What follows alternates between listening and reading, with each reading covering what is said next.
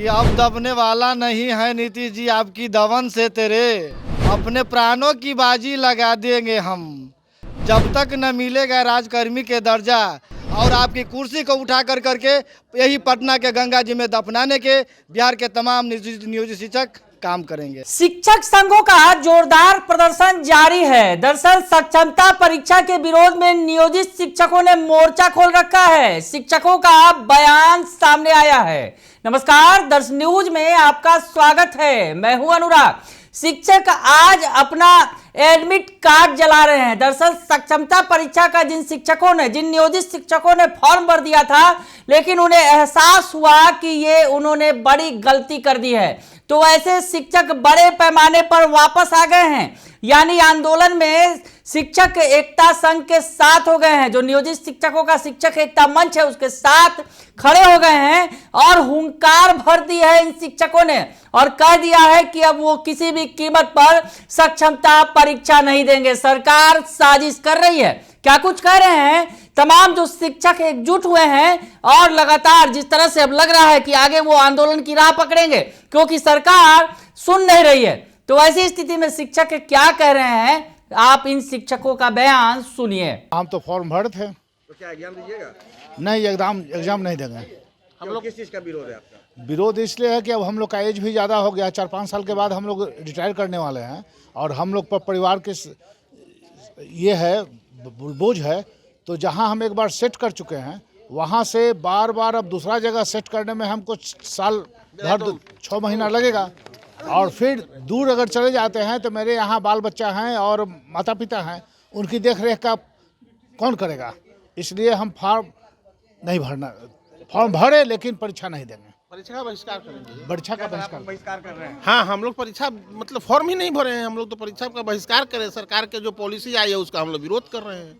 लेकिन आज लाखों लोग जो हैं फॉर्म भर चुके हैं। कल परीक्षा होगा, आज प्रतियां जलाने की बात हो रही थी। तो तमाम जगहों पे प्रतियां जलाई जा रही है। बहुत सारा जो लोग फॉर्म भर चुके हैं वही परीक्षा का बहिष्कार करेंगे। कुछ लोग हो सकते हैं जो परीक्षा दे, बहुत मामूली लोग।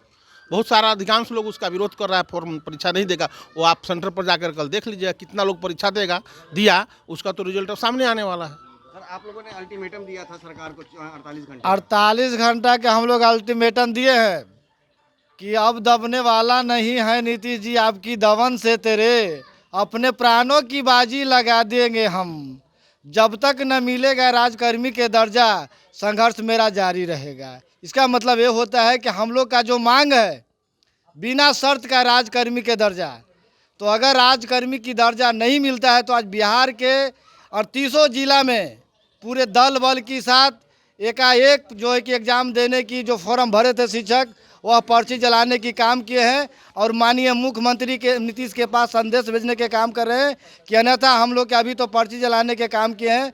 अगर हम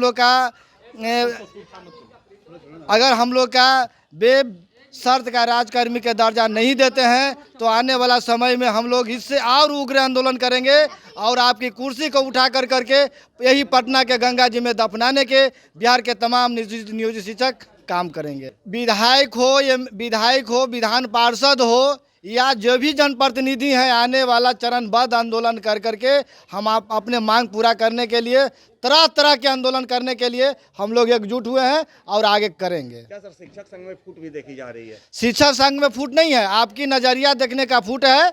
शिक्षक संघ में कोई फूट नहीं है। बहुत सारे हमारे जो शिक्षक भाई बहन हैं वह रास्ते में वो आ रहे हैं और हम लोग यहाँ भी पटना में भी है डटे हुए हैं और हम लोग यहाँ भी पर्ची जलाने की काम करेंगे। टेट संघ के जो अध्यक्ष है अमित विक्रम, उन्होंने कहा है परीक्षा देने में कोई दिक्कत नहीं है। वह टेट संघ के अध्यक्ष नहीं है, वो अध्यक्ष से निष्कासित आदमी अमित कुमार विक्रम है, जो कि हमारे आंदोलन को वह कमज़ोर करने की काम किया है। मैं उनका सपना के चकनाचूर करने के काम कर रहे हैं और बिहार में पूरे शिक्षक भाई बहनों ने उनको मुंहतोड़ जवाब देने के लिए अपने एडमिट कार्ड ला करके और जलाने की काम कर रहे हैं। सर, क्या होगा आगे का आप लोग का आंदोलन कैसा रहेगा? अभी तो ये अंगड़ाई है, लड़ाई तो पूरी अभी बाकी है। ये लड़ाई उस वक्त तक जारी रहेगा जब तक बिहार से हम लोग ने आंदोलन के माध्यम से नियोजन मुक्त किया है और नियोजित को संपूर्ण वेतनमान दिलाने के बाद ही ये आंदोलन वापस होगा। बड़ी संख्या में शिक्षक जो फॉर्म भर चुके हैं, क्या वो लोग परीक्षा देंगे या फिर? डाटा गलत है। बिल्कुल डाटा गलत है। जो आप लोग के सामने जो सरकार डाटा दे रही है, उनको बोलिए कि बिहार विद्यालय परीक्षा समिति के डाटा दें, जो हमारे सक्षमता परीक्षा का लेने का जिनके जिम्मा सौंपे बिहार सरकार ने, वो बिहार विद्यालय परीक्षा समिति का।